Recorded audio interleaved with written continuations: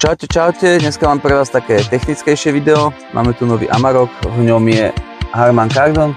My sme vymenili výškové reproduktory a stredový, ostatné ostával pôvodný, taktiež ostáva pôvodný dosilovač. My sme tam dopojili Helix V12 a ideme si urobiť input analyzer. To je vlastne výstup, čo nám ide z rádia do dosilovača pôvodného a z pôvodného do nášho. A my keď chceme vidieť, aký ide ten signál do toho nášho dosilovača, urobíme si input analyzer. K tomu si pustíme rúžový šum, prejdeme do počítača. Ja mám všetko napojené vlastne na ten náš dosilovač, mám zvukovú kartu a tu si pustíme input analyzer. A tu vidíme to, čo nám leze do výškových reproduktorov. Tu vidíme peknú krivku, ako mi hrajú výškové reproduktory.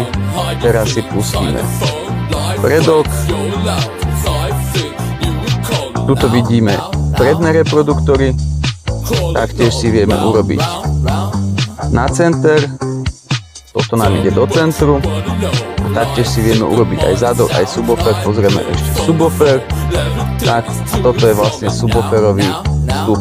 Ja si tieto vstupy musím upraviť, porezať podľa toho, ako potrebujem a následne môžem robiť až ekvalizáciu reproduktorov.